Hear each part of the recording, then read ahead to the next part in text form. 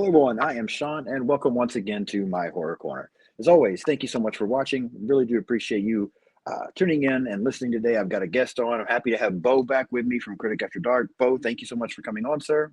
Thanks for having me back again. Glad I didn't Absolutely. scare everybody off too much. You welcome me back. Yeah, you've been on with me quite a bit. You're one of those people I'll always have on. It's cool. So, before we get started with what we're going to talk about today, go ahead and take a minute to talk about your channel. Anything you have coming up. I know you and I were just talking before we started recording about the Godzilla franchise thing you're doing. So tell everybody what's going on. Yeah, so I'm currently I'm going to be watching through the entire Godzilla franchise, 35 live action films. There's 3 animated movies, but there's no way to actually buy them, so I'm not going to cover them because I only cover physical media on my channel. So if I don't own it, it doesn't get covered. So I'm only doing the 35, which is enough. And then yeah, it's a lot. And I've only seen probably half of them, so I'm actually kind of looking forward to hitting some of those goofy ones. But yeah, I'm doing that. And then at the same time, I am currently playing like 4 different new release PlayStation 5 games, and I just completed the first one, and I'm gonna have a review up for that in the next couple days. And so I'm gonna start, like, I play a lot of video games, so I figured, hey, when I finish these games, I might as well throw reviews up for those too, because it's fun talking about stuff after you actually watch it or complete it, like a game. Right. And then I'm also I'm gonna be putting up my first video for this, and I'm gonna be walking through each decade of horror as well, one at a time, starting at the 1920s. Oh wow. And giving you like a top 10 for the 20s, a top 20 for the 30s, stuff like that. Whatever I own, basically, is what I'll put together, little videos. But I already own 10 from the 20s, and so that video will be coming up real quick. And I'm just gonna, it's more for myself, because I've always wanted to know, like, what my favorite, if I made a top 100 horror movies of all time list, what would it look like? And it's so hard to do. So I figured, I'm going to break it down decade by decade, and then the winners for each of my decades, like say top 5s, I'm going to put them all against each other, against other decades, and try to put together like one insane video at the very end where it's just all my top movies of all time, and see if I can put together like a top 100 list or something. Oh wow, that's pretty cool. I like that idea. That is cool. Yeah, I don't know. Gosh, I can only imagine trying to put together my top 100, because I feel like I've done top 10 before, maybe top 25, something like that. And when you start getting even 25, that gets kind of hard, just because you're trying to get your favorite. So I can only imagine doing 100. It's hard. Like, it's probably the hardest task as movie lovers. Like, I've done it. I've been making lists since I was like a teenager. I'm addicted to it. So ranking things has just been my hobby, basically. So I've always wanted, like, I have a top 100 superhero movies of all time. I have a lot of lists completed on my Letterboxd, but when it comes to horror, it is so hard to slide some of them behind and in front of each other, especially when you're talking about a top 100. It's tough.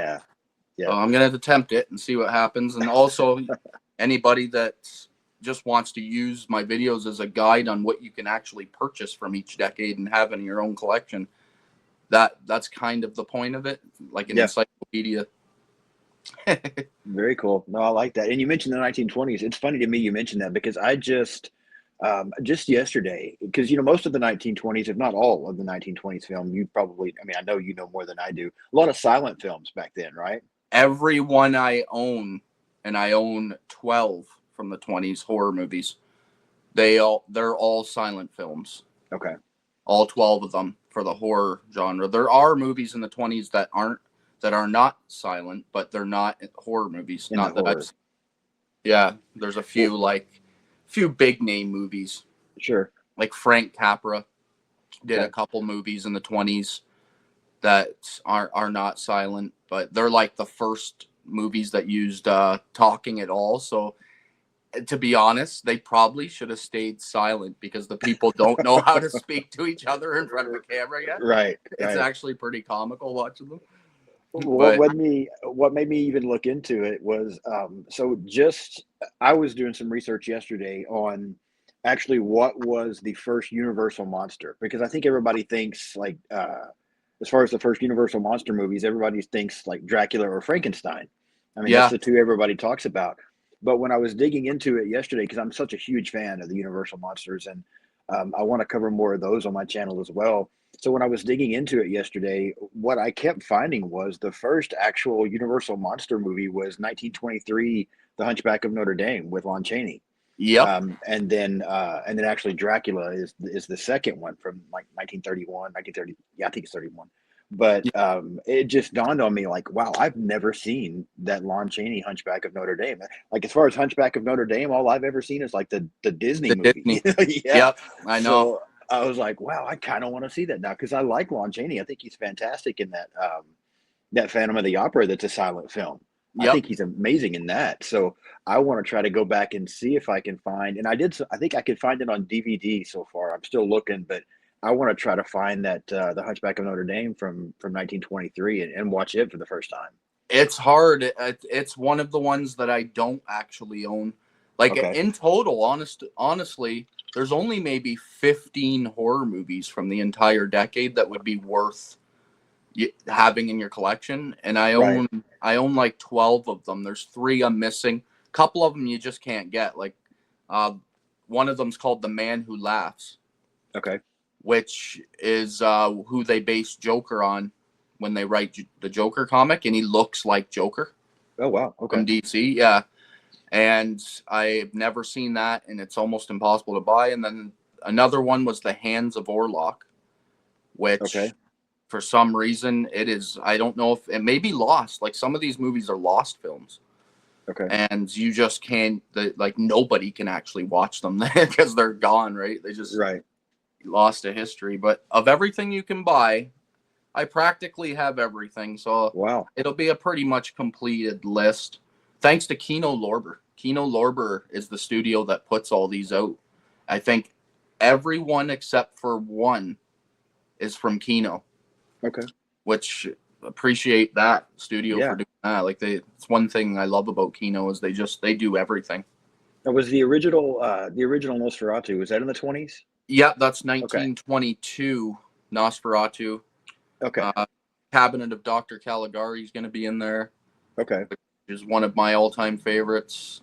Uh, geez, I have a Todd Browning Criterion Collection pack that came with. The reason why I bought it is because it came with Freaks Oh yeah. from Okay. the 30s, which is Yeah. always been a hard movie to get your hands on. So I bought Right. that and then it came with 2 1920s horror movies that Todd Browning did. So I was like, Okay. cool, I'll check those out too. Yeah. Circus based. But Wow. yeah, that video will probably be up like in the next week. So if you want to give it Cool. a check out, you can see what your what you should add to your collection. Yeah, I definitely will. I'm looking forward to that one because yeah, I just went down that rabbit hole yesterday and was like, wow, okay. I think I have. Well, I know I have a copy of the original Nosferatu. I think it's on. I want to say Blu-ray, but I might be wrong. Yeah, But that's the only one from the 1920s that I own. So I'm going to try to get a copy of that, The Hunchback, and then yeah, watch your video and see what else is out there. So yeah, looking forward to that one. Everybody check it out for sure. What cool. I've got coming up here on my channel is next week I will be on with Ken and Ashley from Sledgehammer Horror.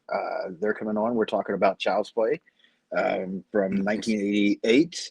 And then, of course, Brendan and Sam from Our Life in Horror are going to be on a little later in the week next week, and we're going to be talking about Candyman. So, some good Yeah. stuff coming up next week as well. But today, Beau and I are going to be talking about Hellraiser from 1987.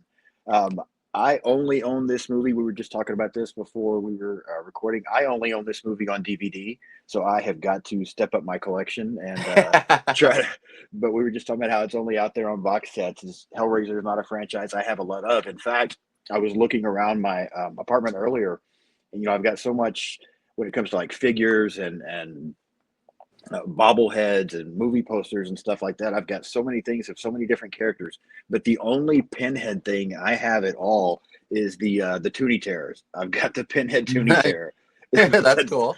but that's the only one I've got. So I have definitely got to step it up where Pinhead and Hellraiser are concerned. But yeah, we're going to talk about Hellraiser today. I've seen this movie a few times, but it had been quite a while until just a couple of days ago when I sat down to watch it again. So yeah, I'm looking forward to talking and getting Beau's opinion on this.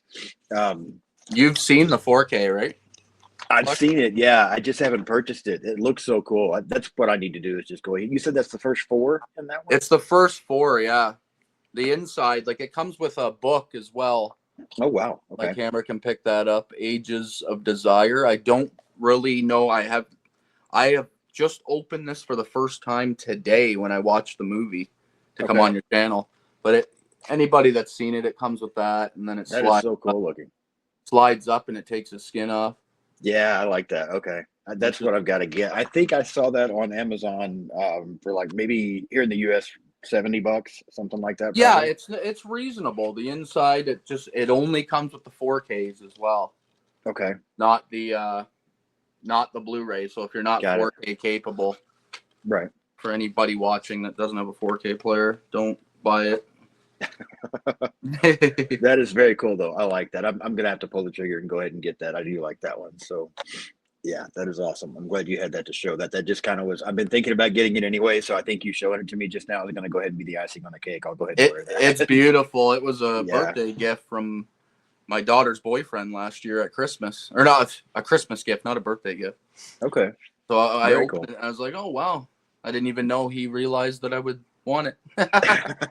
That's a cool gift. I like that. Mm-hmm. All right, Hellraiser. Real quick, the tagline for the film: "Demon to some, angel to others." Brief overview for the movie: hedonist Frank Cotton finds a mysterious puzzle box that summons the Cenobites, who open doors to a dominion where pain and pleasure are indivisible.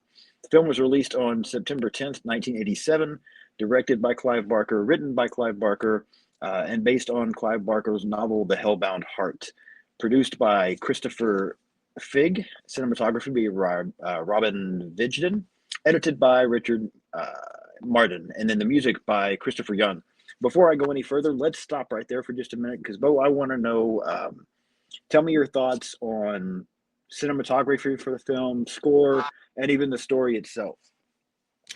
Uh, that's a deep question. I know. I'm gonna start by saying that I've only actually seen Hellraiser 5 or less times. It hasn't Okay. been like, it's not one of my big all-time movies. If I was to be making like my top horror movies list, it's not one I usually consider because I haven't seen it enough. But after watching it this time, I think the score is a little bit lackluster. I didn't really notice a ton of score, to be honest. It's a pretty silent movie. Okay. Huh. That's weird, actually. I'm trying to think through, and I'm like, was there a lot of like music and score? Like, there is some moments like when the Cenobites are first showing up that's playing some score, and that stuff is really freaking good. Yeah, that's what I was about to say. I don't, as far as throughout the film, I don't remember a lot either, honestly. But I do know that initial theme, when you look it up, it basically now it says Cenobite's theme or Pinhead's theme. But yeah, I do like that. I think that's really good. But Yes. other than that, there's not much that, in my opinion, really jumps out. If it's there, I don't even notice it. But I do really like that theme. Yes, that same here. So that had to be mentioned. Cinematography that's a tough one too, because a lot of the shots, like the whole movie practically takes place inside a house. So Right.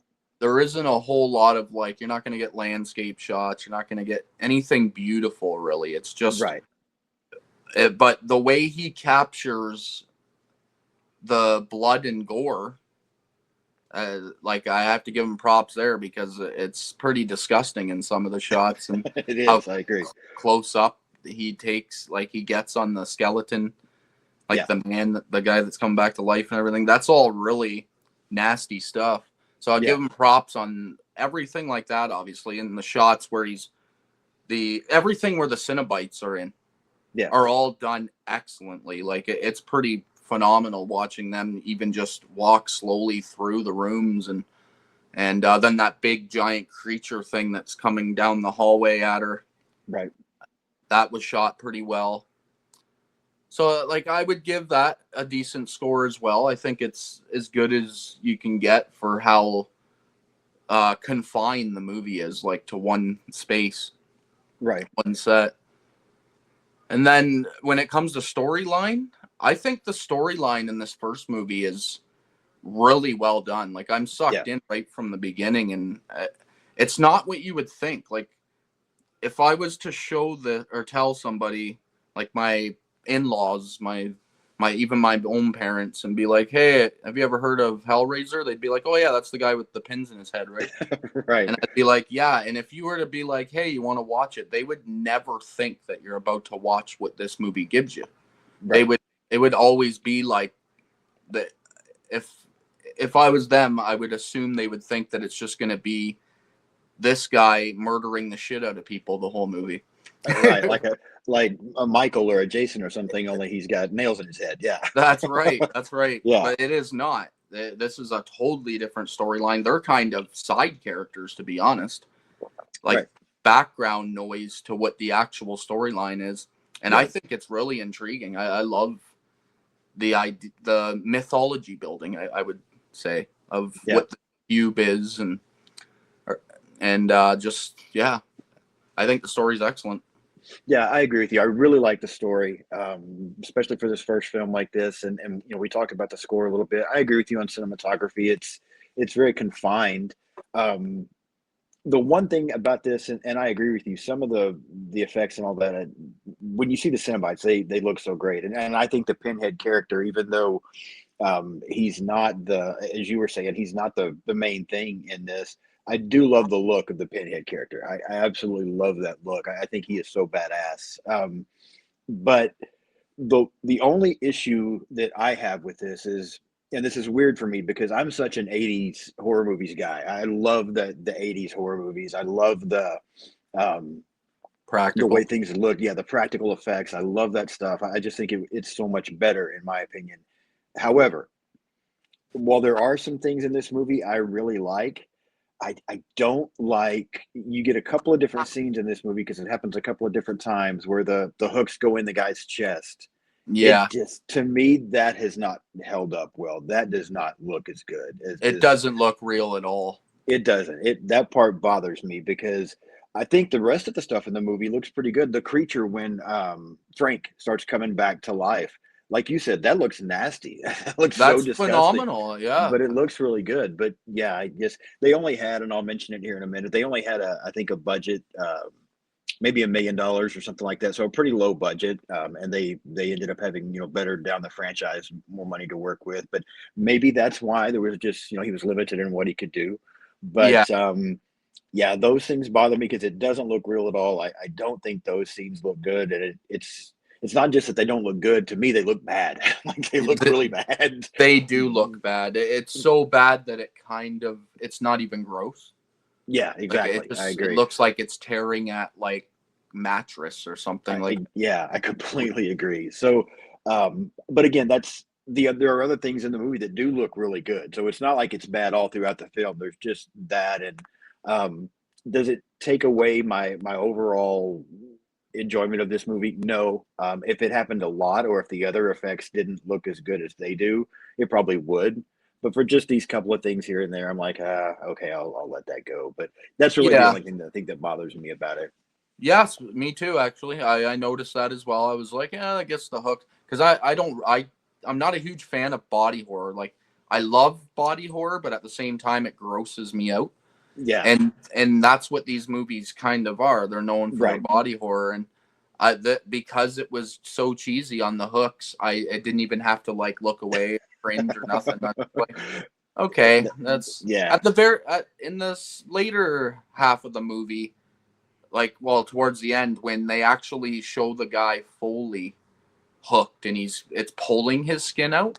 Yes. That shot looks good, but just Yeah, not when that the looks hooks better. are coming at him to grab him. Right. That's so. Yeah, I agree with you there, and that's funny. I didn't realize you weren't a body horror guy because honestly, neither am I. I'm not a big body horror guy at all. Um, It's but nasty. but I'm the same way as you here. It really didn't even bother me. And there's some great body horror movies out there. I'm not saying I don't like any of them. It's just not my thing. But yeah, this looked so bad. I was like, oh, okay, whatever. But yeah, that other scene later on in the movie does it much better. So yeah, I agree with you there for sure. Um, Film was distributed by Entertainment Film Distributors. Runtime of 93 minutes. Budget of $1 million. $30 million at the box office, though, so did incredibly well. Rotten Tomatoes score 71% from critics, 73% from the audience. IMDb score of 6.9 out of 10. Let me mention just a few members of the cast a little bit, and then that's what I want to talk about next, the cast and the characters. So we have Doug Bradley, Ashley Lawrence, Andrew Robinson, Claire Higgins, and Sean Chapman primarily is your main people in this film. Um, Give me your thoughts on that part now, both the cast and the characters for the film. Uh, Excellent. I think. Nobody stands out as bad. I think like you really only have your main, like your four, maybe five leads really, like Right. that the whole film focuses on.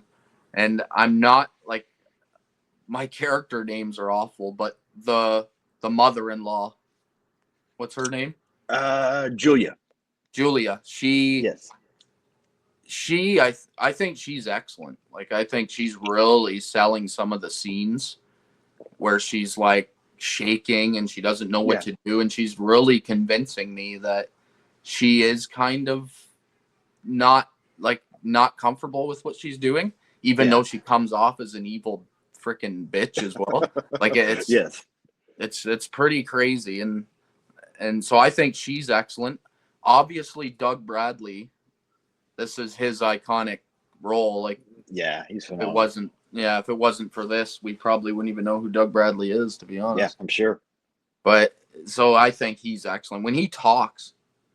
I will say that I wish he talked just a couple more sentences in this movie Yeah. because when he talks, it's like I don't know, it's exhilarating. It's Yeah, almost like Tony Todd is Candyman. Like every time he exactly. speaks, you're Yeah. sucked in.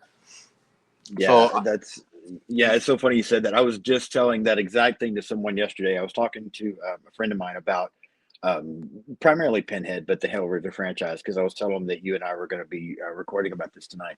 And they were like, I've seen Hellraiser, but it's been so long ago. When I see the picture, I know who Pinhead is, but that's really all I remember. I don't remember anything else. So we were talking about the look of Pinhead for a minute, and then I said the exact same thing. I'm like, but his voice, when Doug Bradley talks, it just adds to that look so much, and it's badass. Like I really wish he would talk. I wish he spoke more in this movie because that just I adds know to it. It's so the Tony Todd comparison for Candyman is very good. I also thought of like the way Robert Englund does Freddy. I mean, it fits and it just makes it. Um, I don't know. It makes it even scarier the way he does the voice part here, the way he talks for that. So it yeah, I does. think Doug Bradley's phenomenal. Yes, he sounds godly. Like Yeah, he's not even a man. He's actually this demon, which is pretty freaking cool. yeah. And then I love the father, uh, the innocent father.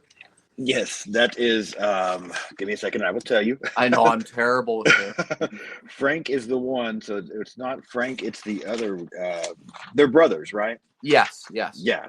It is not Frank. Larry. There we go. There we go, Larry. Yep.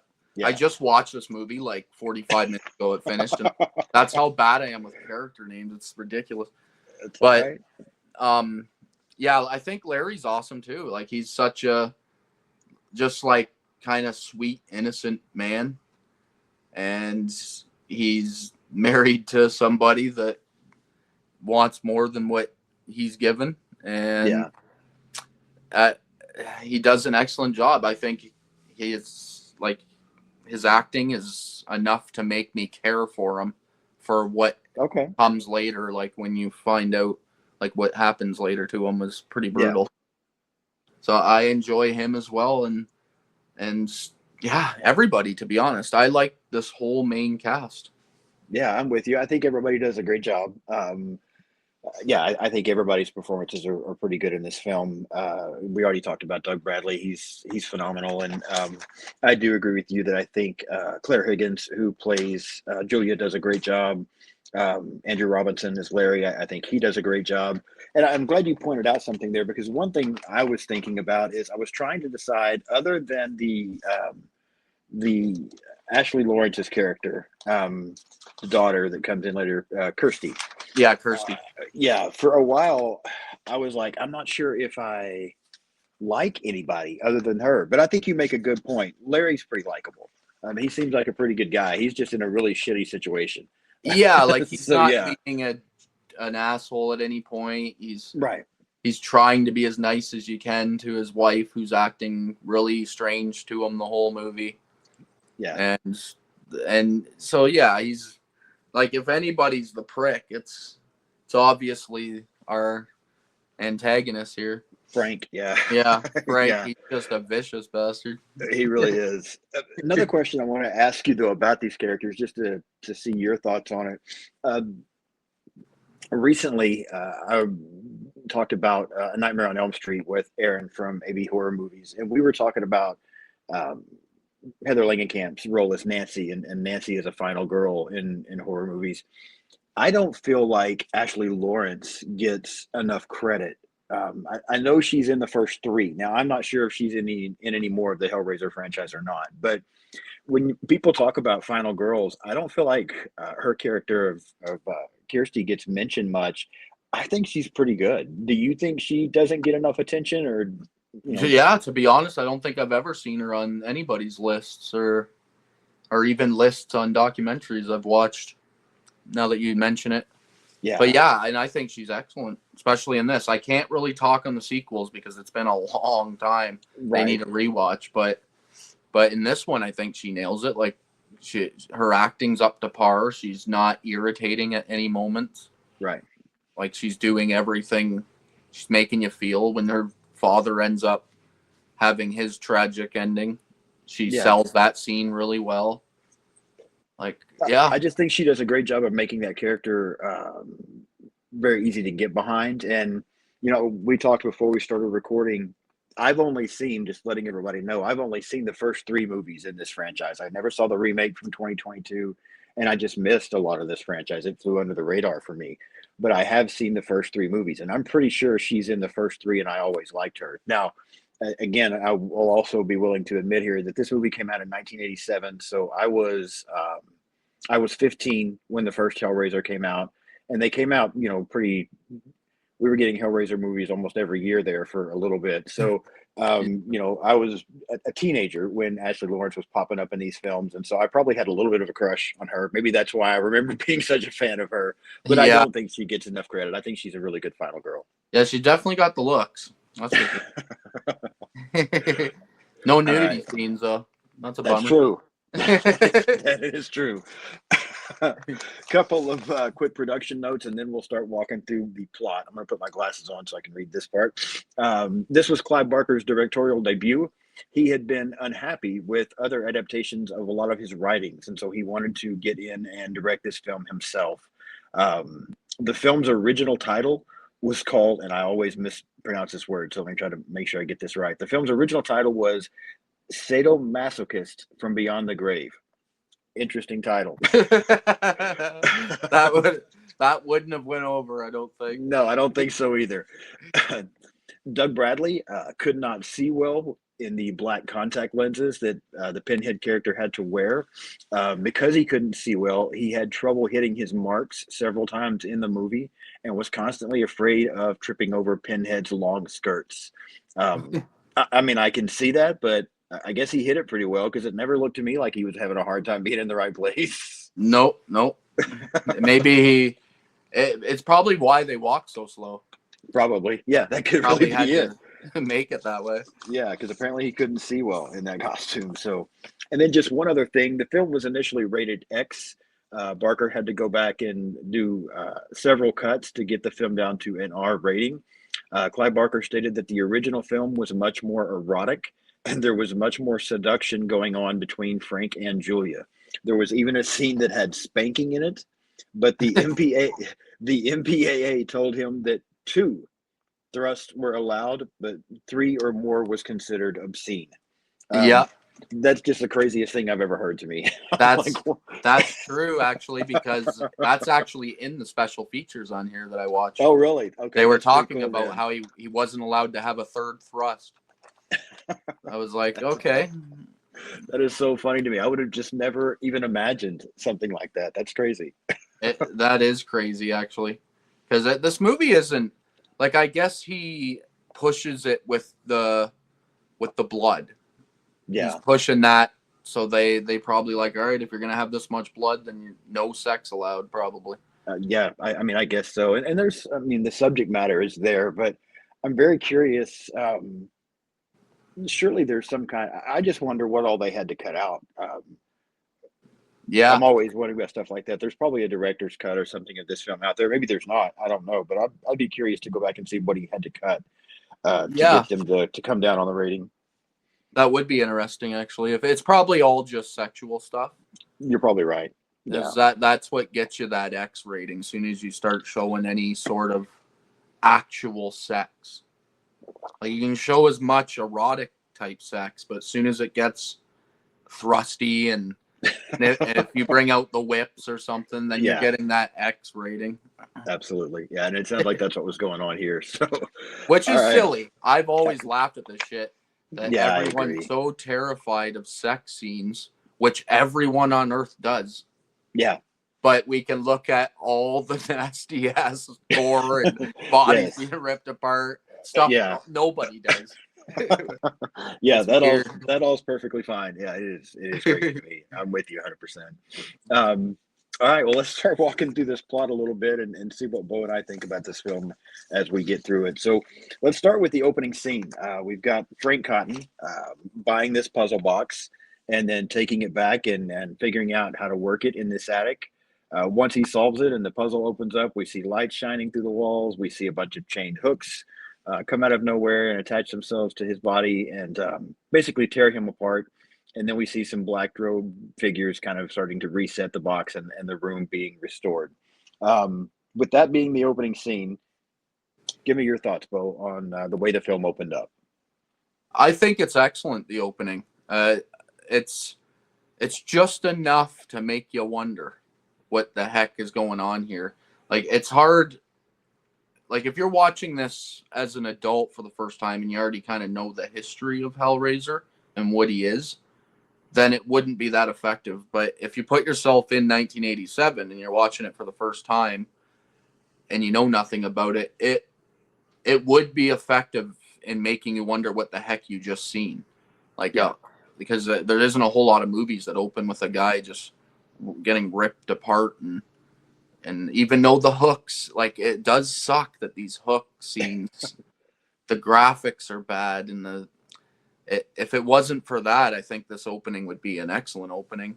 But as yeah, far as the intrigue's there. I'm wondering what the heck you just looked at, and they only give you a glimpse too of the Cenobites. It's like a quick, right. just enough to suck you in, basically. Yeah, I agree with exactly what you were saying. I really like the opening to the film as well. Despite some of the poor effects, I think it does do exactly like you put it. It gives you just enough. You get just enough of the Cenobites because you barely get to see them, but you get just enough of a glimpse to be like, okay, who are they? What the hell are they doing? You know, what are these things? And then again, you know it's going to be whether it looks good or not. You know it's going to be brutal because of the way these hooks have come in and start ripping this guy apart. And it has a little bit of I think the film tries to give you maybe that same kind of gritty, dirty feel of like a Texas Chainsaw Massacre. It doesn't land as well, but it does Yeah. give it to you. You can see what it's trying to do. Yes, And definitely. overall, I like the opening. I think it's a good opening. Me Um, too. I'm right there with you. I think exactly what you're saying. It's an atmosphere, just like Texas Chainsaw, making it just feel hot and gritty and gross. right. This one's making it feel like uh, weirdly sexual. Like it's what Clive Barker does. It's just like Yeah. it's sadomasochism. Like it's just weird. It's an Right. uncomfortable opening. Yeah. No, I completely agree. Um, from this scene, we then move to introduce the character, get met to the characters of Larry and Julia as they are moving into this place. Which I'll two things that jumped out to me right off the bat here is because this is Larry's wife, Julia. There automatically seems before we even know what's going on and why, I automatically feel tension between them two. They just don't seem like a good couple at all. There's no chemistry going on there. There seems like problems from the get go. Yeah. As soon as you get introduced to them, um, and when this place they're moving into, it turns out to be the same place where Frank was doing his thing there in the attic. Um, why they would want to move into this place, I don't know. This place looks filthy. This place Yeah. looks like trash. And she technically doesn't want to. She's kind of like, Right. "No, you want to move, live here? Like, what's going Yeah. on?" Yeah. It just the place doesn't look good. There's a lot of tension between them. We get a brief introduction to the character of Kirsty there. She's on the phone with Larry, but Julia's mind seems to change once she gets upstairs because she ends up finding pictures of Frank. We kind of learn that she had a relationship with Frank prior to being married with Larry. She finds all these pictures of Frank, and even though it's pictures of him with other women for the most part, she still seems just so infatuated with this guy that the fact that they also realize that he's been there in the attic because of the little bed that's on the floor. And even though, again, this just it's so disgusting. Everything in this attic is nasty, It but is. Larry wants to move in, and Julia decides she's okay with it as well. Um, but yeah, I think a lot of this is really just setting the stage because even though before we realized that Julia and Frank had a relationship, we already see that something's off between Larry and Julia. Um, Yeah. she, yeah, she's definitely got that bitchy personality, and She's a weird actress. I gotta bring that up because it's like she's weirdly attractive to me. Like okay, she's yeah, got like a mom look to her, but yet yes, she looks like she's dirty in the bedroom. You know what I mean? Just got that face that's where it's like, get this yeah, girl behind closed doors and it's gonna get ugly. that's so funny. I have to bring that up because it was I was thinking it practically every scene she's in. I'm like, man, she looks like a mom, but at the same time, I can see her bad side. So, Yeah, but I and give a shout out to the actress for just like making me believe in that role. yeah, she did a great job. Um, that's so funny to me. I think when I try to find different people to do different franchises with me, and you said you would do the Hellraiser franchise with me. I think you were the probably the only one of everybody that comes on my show here and there, the only one that would point that out. So thank you, Bill. Yeah, hey, you got to be honest with these. Clive Barker, That's if very you know true. any history on him, Yeah, he's a sexual person, so you can it's very feel true. it in these movies. Yeah, I agree. It's definitely there. Um, Larry ends up cutting his hand when they are moving a bed, and as this blood drips on the floor, which there was a lot of blood from a cut hand, a lot of That blood. was nasty. I have to Yeah. say that was one of the grossest parts in the entire movie was him because they built it up well. Oh, they did. Yeah, you kept seeing It's the nail. Yeah. yeah, I'm like, oh no. And then they actually go through with it, and it's a deep Yeah. gash, and he's just gushing blood everywhere. Yeah. Yeah, Yeah, that's a bad cut. I agree. I felt that as well because again, it's been a while since I've seen the movie. I knew it was coming, but I was I liked the way they kept building that up because they kept showing the nail in his hand getting closer. They would move and then they'd talk for a minute and then they'd move it some more and then they'd talk for a minute. And I'm like, he's about to fuck his hand up. He yeah, really is. I know, and we've all done it too. That's why Yeah. those scenes are so gross. Like, who hasn't crushed their finger while carrying something up the stairs or something? Yeah, Like, exactly. it's brutal. Yeah. So, but it's him blood getting on the floor then that begins to resurrect Frank, who was ripped apart there in the beginning. And as this happens, again, we talked about that a little bit in the graphics. That scene where Frank comes back is that creature that he initially comes back as is absolutely disgusting. It looks great, but it's so disgusting. It's some pretty amazing practical here. Like Yeah. it's pretty nasty looking.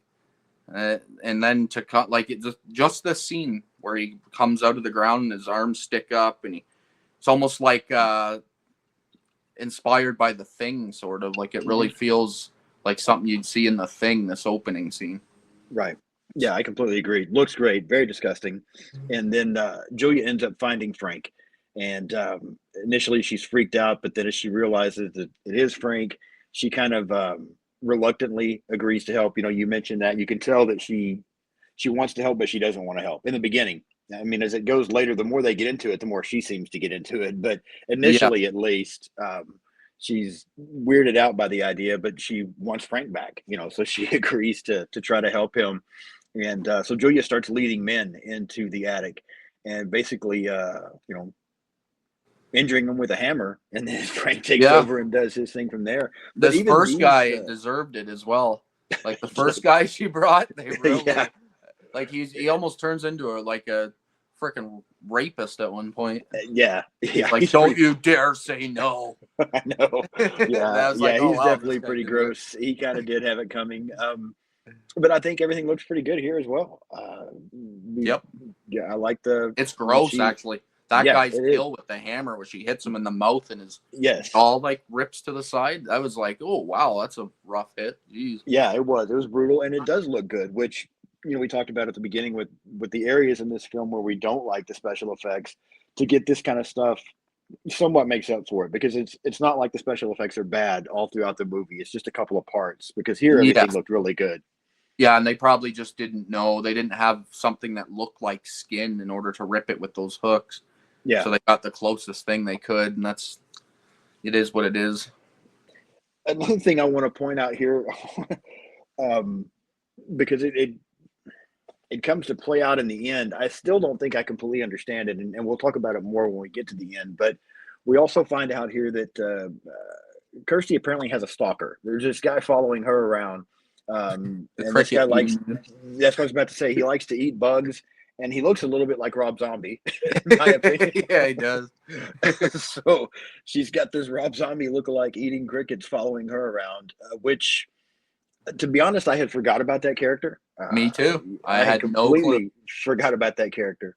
And again, we'll get to it at the end. He plays a role there in the very end of the film, but other than that, I really don't understand the purpose in this character, and I'm not even sure his purpose there at the end, to be completely honest with you. But a very odd character in this movie. Right there with you. It felt a little bit too tacky, the ending. We'll get to that. Yeah, So because of that, because his character doesn't have a good conclusion, it is pointless. yeah. It must have been in the book, and they Yeah, just there's didn't got to be translate it something more good to enough. that. There's got to be, but Yeah. yeah, I found that character very odd, and again, that's what I wrote down in my notes. This guy eats bugs and looks like Rob Zombie. Like, that's exactly what I wrote down. Yep, agreed. Um, then we get Julia brings her second victim now, um, and so again they do their same thing where she hits another guy with a hammer, uh, and but then she wants more of an explanation from Frank. She wants to know what's going on, and so he kind of gives her the story about this box and the Cenobites and how he was able to escape from them. Um, and in this story, I feel like as well is kind of where we get a lot of that sexual overture. There's talk about how he didn't know whether he was going to experience new realms of pleasure or pain, but he was open to whichever one it was. And he talks about the way the Cenobites basically tortured him a little bit, and that whole sadomasochist thing kind of comes up again. So there's a lot I feel like of where you get, like you were talking about Clive Barker. There's a lot of even though there's not a lot of actual sex that takes place in this movie, the it's It's there. sexual feeling. Yes, the Yeah, whole movie feels like you're watching a softcore porn with no sex scenes. yeah, exactly. Yeah, that's a good way to put it. It's Yeah, very weird like that, and it. I think it's pretty phenomenal when you think about that. Actually, like how much sexuality jumps off the screen, and they're not even really giving you anything to right. make it feel that way. It has to be Clive Barker himself Yeah, being able to do that. right. And I also think it's, we talked about how hard the MPAA was on this film because, you're allowed to have all this violence, but you can't have the sex stuff. But I wonder if this played into it a little bit because even without the sex stuff, you're already feeling it. It's already there. So if they would have actually included much at all, I can see that pushing the MPAA over the top. Yeah, they would have thought it was just porn at that point. Yeah, because you already feel it whether you're seeing it or not. So to start showing some things, yeah, I can see where they, not that I agree with it, but I can see where they got a little rattled. Yeah, yeah. I don't agree with and like censoring anything. I want to see these artists show me everything Do in what their they want to mind. do. Yeah. Yeah, and Yeah, I agree. if they show me something that's way too over the edge, then I won't watch any more of that guy's movie. Exactly. Yeah, no, I'm with you 100%. I wish we could stop that kind of stuff. But anyway, um, Kirsty then kind of trying to figure out what's going on. She ends up following Julia, and she sees Julia bring in the third victim, the third person that Julia has brought to the house. Kirsty now sees this, and as this is in the taking place up there, Kirsty enters the house, and she ends up finding Frank, and it looks like he's going to be able to. And this guy, I mean, since he and Larry are brothers, this would mean that Frank is her uncle, but he's pretty sexual towards her. Oh yeah, which, yeah. This which is kind Frank of guy, uncomfortable. Yeah. he just wants to feel something that Yeah. isn't your normal human feelings. That's what he's willing to do anything to get it, and that's He kind of is. what the point is here. It is. And I think, again, I want to make sure I word this the right way because I don't want anybody to think I'm saying that's okay. I don't think it's okay, but they do a great job of portraying it and letting it play out. And Barker does a great job directing here because it makes you uncomfortable, or it does me anyway. Oh The, yeah, the way Frank is talking to her makes me uncomfortable. I'm like, this is your niece, man. What are yeah. you The whole doing? like come to daddy stuff, Yeah. and It's kind of gross. yeah, yeah. It actually is Yeah. disturbing. But she's able to escape, and she escapes with the box. She throws the box out the window, which seems to distract Frank, and then she's able to get away and get to the box. Um, although I don't completely understand, so maybe you can help me here. Once she gets the box and she's running away, she seems to fall into some kind of a trance, like she passes out or something. What? Yeah, How does this happen? Like, how did this have this effect on her? Do you know? I don't really know actually, and it's probably because of my lack of knowledge of this franchise as well. Maybe they give you a little bit of explainer in the second one or something, but Okay. I don't really know why that happens to her either. Maybe Okay. just touching this thing Yeah, it makes could you be. like begin the process of opening it, Right. or I don't even know. Okay. And I mean, she has just gone through, the kind of an experience here. I mean, the way Frank looks and the fact that he was, the way he was acting with her. I mean, I could see maybe things kind of got to her once she got away, but it just, yeah, I don't know. I kind of wondered what the effect the box was having on her. Um, she's also able then to solve the puzzle, and now the Cenobites arrive and are wanting to take her basically. And there's a line there that I love. It's one of Pinhead's favorite, big lines. But Oh yeah, she's crying, and he gives her the line that no tears, please. It's a waste of good suffering. I love yeah. that line for some reason. That's a great No, line. everything he says is legendary. Yeah. Yeah, he's so great there again. And I didn't realize until I was just looking at some of the behind the scenes thing for this, because we all know him as Pinhead. He's never called Pinhead in this film. Nope, not Which I once. did not realize, honestly. I mean, even in the few times because I'm like you, I've probably seen this movie less than 5 times when I watched it again the other day. And yeah, I never realized till this time that he is not called Pinhead in this movie. Yep, Um, I didn't know that either. Actually, I guess we just gave him that name with because he yeah, looks like it. because now I'm like, it has to come up somewhere in the franchise. So now with each time I go to, when I get ready to watch the second one and you and I get ready to talk about it, I'm going to be listening for it. I'm like, when did we start Yeah, calling him wonder if that? they ever do it. Like it'd be Yeah, I feel interesting. like it had to happen somewhere. But yeah, but Kirsty ends up making a deal with the Cenobites. She tells them that Frank escaped, and they say that no one is able to escape them. But if she can prove that, then they might. They actually don't make a real. I mean, they don't tell her they'll let her go. They say they might let her go Yes. if this all works out. So um, Kirsty ends up going back, and initially she feels like she is talking to her dad, although he's very odd acting, and we see blood around his face, and we end up realizing that Frank has now killed Larry, and basically skinned him. Yeah. Leatherface move here is wearing Leatherface's skin. Um, Yeah. That's pretty nasty. yeah, a good scene again there. Julia starts kind of showing Kirsty, or I think Julia ends up showing Kirsty, if I remember correctly, the corpse and lets her Yep. know that that's her father. Um, the Cenobites, they want the man responsible for what's happened here. And as Frank ends up revealing his true identity and trying to kill Kirsty, the Cenobites figure out what's gone on. Now, we do have a scene here where he's about to kill her and she gets out of the way, and Frank ends up stabbing in Julia. Yeah, Um, yeah, which it almost seems like he was trying to. That's what I was Like, about to say, because initially it seems like that was supposed to be an accident, because he's trying to stab Kirsty and she moves and he stabs Julia, but he has no remorse. Like, he just immediately starts draining her now. Like, he yeah. doesn't care. Yeah, sorry, honey. He Yeah. just So you puts his got to finger to wonder her if neck. he was, I mean, all this time he had been telling her that once he was fine, they could escape and get away together. But it kind of makes you think he was going to kill her the whole time, too, really. Yeah, yeah, Uh, that's the thing, is it's really about just how fucked up this guy is. How yeah. Yeah. He's trash. But as he's chasing Kirsty around, they end up back in the attic, and then that's where I was talking about. The Cenobites hear his confession, and so once again the Cenobites attack, and this is where it got a little better, because initially we get the same thing. We get the hooks in the chest, and once again I'm like, oh, this still doesn't look good. But then as they get some hooks in his face, and you kind of see things start to get, his face is being pulled apart.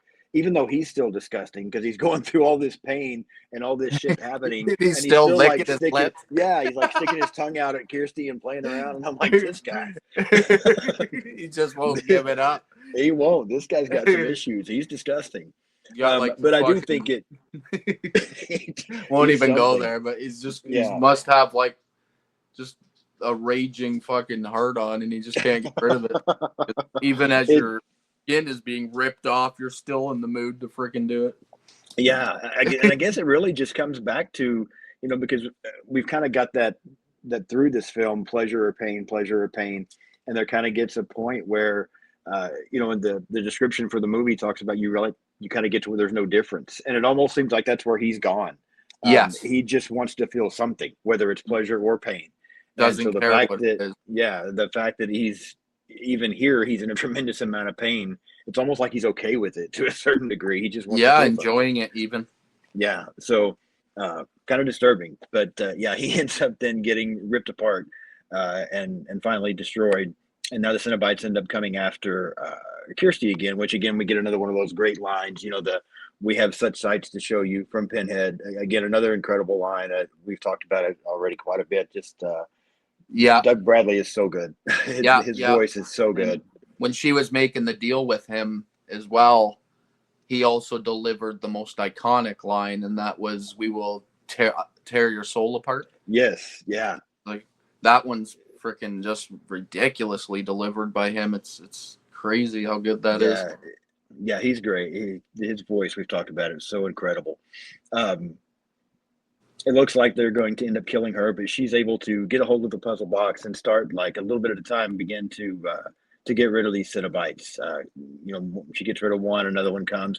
We do get the scene that you were talking about earlier, where the like creature's coming down the hall at her. Yeah, Um, yeah, the big another, giant thing. I don't even know yeah, what to call that thing. yeah, I don't either, but a lot of good scenes here. Again, the Cenobites look great, and we get this going on with Christy. Her boyfriend Steve arrives. Um, Again, so, they are managed to escape the house there finally, and then Kirsty goes and throws the puzzle uh, in like a fire, and her stalker shows up again, and Yeah, this part. we get this is what we were talking about. Like, I just don't really even understand this, because the stalker ends up getting the puzzle box, and then it's like he turns into, I don't I know, some kind of If I had creature. to guess, I would say that they were trying to reference like the devil himself or something. Okay, Like, yeah, I that don't might be even it. I don't even really know. I'm guessing a lot of people do, because there are a lot of huge fans of this franchise. But Sure. I would assume that that's what they were referencing. If I had to guess, that he was Yeah, supposed, the devil's like looking on or something. right. And yeah, he turns into this creature and flies away. And Just such an odd scene to me. It Such is an weird. It odd feels scene. like it's like straight from like Beastmaster or something. Yeah, it just doesn't feel like it's part of this. Even as different as this movie is, this just doesn't feel like it's part of the same movie. But I mean, I'm like, okay, that's fine. Whatever turn we just took here. But then I do like the fact that then we do get a cut right before the film ends of that exact same merchant that sold Frank the box in the very beginning of the film is now selling the box to someone else. So you can tell it's just about to cycle and go all over again elsewhere. Yeah, Um, and that's pretty much Hellraiser. Um, yeah. That's it in a nutshell for sure. yeah. So, although we've talked about everything, give me your overall thoughts about this film and what you would rate it on a scale of 1 to 10. Oh, I this is a hard one to rate for me because on one hand, I love so much about it, Mhm. but it just doesn't get all the way there for me like a Nightmare on Elm Street or a Halloween.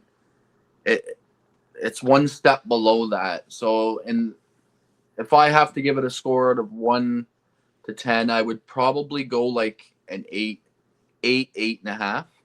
Okay. Um, maybe even a 9. Like it is intriguing enough to keep me invested through the whole story, and then it is delivering some pretty gruesome stuff and awesome lines by Pinhead. Like I don't hate anything about the movie. Right. That's the thing, right? Like there's nothing where I'm like, except for like the pin or the thing we talked about with the hooks, but I mean I don't Yeah. hate it. It's just like, Right. oh, okay, special effect that's a little weaker than the rest. Yeah.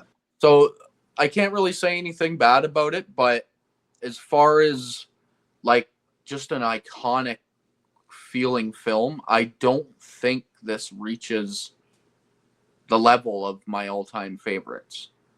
Like it's not Nightmare on Elm Street for me. Right. It's just a little step below that. Like so, I Yeah. would stick probably an 8.5. Okay. But I do like this did intrigue me enough to want to do this full walkthrough with you though, because I do Right. want to know more about this world and actually learn what this Yeah. stuff is and see what they add to it in the later movies because I haven't seen a lot of it either. So, Yeah. but Yeah. No, I'm or, I'm right there with you, honestly. I mean, right there with you because there are a lot of things about this film that I enjoy. And the things that I don't enjoy are just a few little nitpicks here and there. So it's not like it's anything major. Again, love Doug Bradley as Pinhead. Love the look of Pinhead. I like the look of all the Cenobites, but especially Pinhead. Um, we've talked about Doug Bradley's voice and the way he delivers these lines. Uh, we've talked about the kind of the feeling and the vibe that the movie brings with it. Again, I talked about how much I love Ashley Lawrence. There are a lot of things that I really like about this movie, but just like you said, it just doesn't do for me what Halloween and Friday the 13th and A Nightmare on Elm Street and some of those do. yes, I just don't find myself liking it as much as those. Those are movies that I sometimes talk about them as comfort movies, and I can just throw them on and have in the background, no matter how many times I've seen them. I'm still going to want to watch them over and over and over. And whereas this one, yeah, I'll watch it again, but it's not going to be something I just constantly throw on. It's just no, not. It's like you said, it's just a step below these other yes, franchises, in my opinion. Even Child's Play, I don't like it as much as I like Child's Play. nope, But I mean, that being said, I do like it. I was trying to yes, decide actually yesterday what I was going to rate it, and what I ended up coming up with was because the friend that I was mentioning earlier that I was talking to about Pinhead and Hellraiser, they asked me, so what would you rate it on your 1 to 10 scale? And I told them an 8. yep. So yeah, I think I'm right there with you. I would put it at an 8, which an 8 on the scale of 1 to 10 is pretty good. Oh yes, that's something viewers have to know is that I am harsh on movies. So an 8 to an 8.5 is actually top notch. Like Yeah, not my yeah, favorite it's movie of all time. It's not going to make my top like 50 of all time list, but right. it's still a must see at those levels. Yeah, and I think that's a perfect way to put it. It's a really good movie. It's just not one of my all-time favorites. So Yep. I think an 8 is a pretty good score. But like you said, now I'm very intrigued to go through the franchise again because I had seen this one a handful of times. Um, I've seen the second one once. I've seen the third one once. And that's all Yep, I know about this franchise. So I'm really looking forward to going through all of it again, and then you and I just coming back on periodically and chatting about it. This will be fun to go through, I think. it will be. I'm looking forward to it. And, same with Psycho. I can't wait to do that too. Like, Yeah, we were talking about that before we were recording. Beau was on with me a while back, and we talked about Psycho, which I just picked up. I don't have it here to show, so I'll show it whenever we do our episode on Psycho 2. But I did just pick up the first figure I have of Norman Bates. oh, nice. Yeah, I finally picked up it dressed in the mother costume. I just picked up one of those. That's awesome. I can't even remember which collection it came from. I think it was like Movie Maniacs or something like that. I can't remember, but I just managed to pick up that one. So I I'm working on putting together. I have horror stuff all over the place, but I've got just this one little small area of wall by my washer and dryer that's just big enough to put a few things. And so I got the poster from the original Psycho, the movie poster, Oh, and nice. I've got that figure, and I think I'm going to try to find like I saw there's a Funko Pop out there and Yep, I a have couple the of things Funko like that. Pop, Okay, cool. Yeah, I think him I'm and going the to try mums. to get a few things like that and just make that little section my Psycho section. But Yeah. anyway, so yeah, I'm going to have Beau's going to come back in the near future, and we're going to talk about Psycho 2. And then we'll talk about Hellraiser 2. So definitely have Yeah, some things coming up with Beau coming back on that I'm looking forward to. me Um, too. I love doing anything these episodes with you. Actually, it's I, I so appreciate that. smooth flowing. Okay, Yeah, yeah, it I goes like. well. So I do appreciate that. Anything else you want to say about Hellraiser before we get ready to close up? Um, no, I think that if you haven't seen it, obviously grab this 4K collection. I think there's a second one too that actually comes with the Chattermouth guy. Okay. So you can eat. I can't remember what his name is. I think it's just like Chattermouth or something. Or I think you're right because somebody gave me a somewhere around here. I've got a Funko Pop of him, of Chattermouth or Chatterbox or whatever his name is. Yeah, Chatterbox, that might be it. yeah, Yeah. So they're both awesome. But yeah, it looked and sounded great.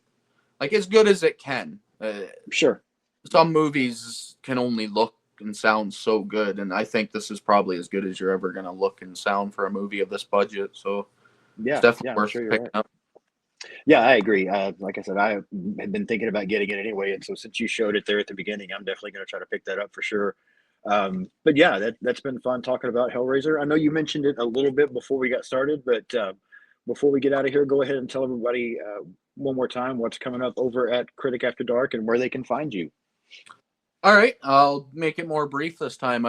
I'm just walking through the entire Godzilla franchise, one movie at a time, giving you my raw ranking and just the basic review for each one. Nothing deep. And then I'm also working on a whole bunch of other stuff that I'm just going to be putting out a walkthrough of basically the entire history of horror decade by decade, which is that's a project that's going to go on for a long time because that's a lot of movies. And I'm just trying Yeah. to find my top like 100 of all time and just have fun with it. That's basically all I ever do on my channel is just whatever I'm in the mood to do. I'm like, oh, okay, I'll do that. And it's the only social media you're using right now. Is it Instagram, or are you still using? I know I think you're on X, but I don't know that I ever see you use it much. No, I am very technologically illiterate and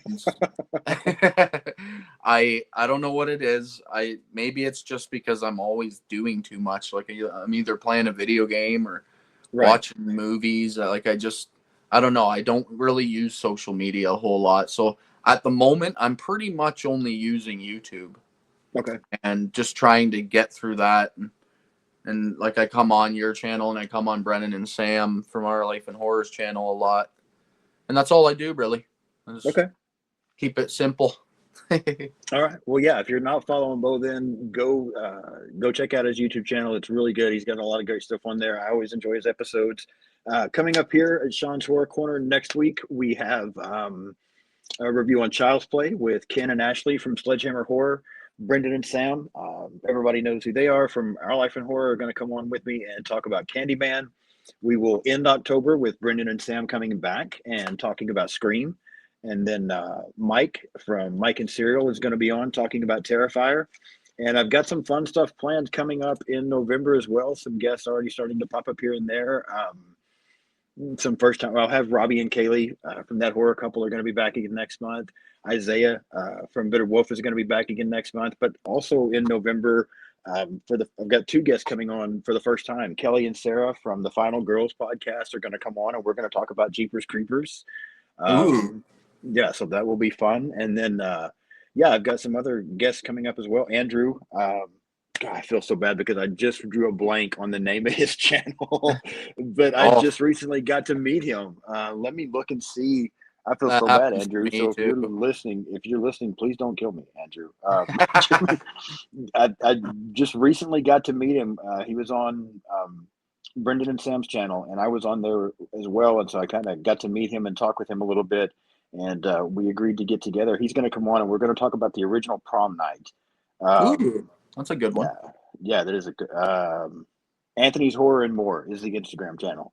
So yeah, he's going to be on, and we're going to talk about the original Prom Night with Jamie Lee Curtis. So yeah, a lot of fun stuff coming up. So if you're not subscribed to the channel, please do so you don't miss anything. I do use social media, but I completely understand Beau's point because sometimes it gets hard to keep up with everything. But you can find me on Blue Sky, Instagram, Threads, TikTok, X, pretty much everything out there. Just search for Nice. Sean's Horror Corner and it'll pop up. I try to post links to my videos on all the channels. I post a lot of this day in horror, like movie anniversaries or people's birthdays, that kind of thing on my social media. So it's a lot to keep up with, but I try. I try to Yeah, keep up yeah, with all of it. I So do follow you on Facebook, and I get all of that stuff. yeah, But so Facebook, I pretty much use that for Facebook Marketplace to buy movies and shit. that works. That works. So, yeah, that will pretty much it. So, I want to again thank Beau for coming on and thank everybody for watching. I'll be back, like I said, in a few days to talk about Child's Play. But yeah, subscribe to Beau's channel, subscribe to my channel, and we will see you soon. Thank you.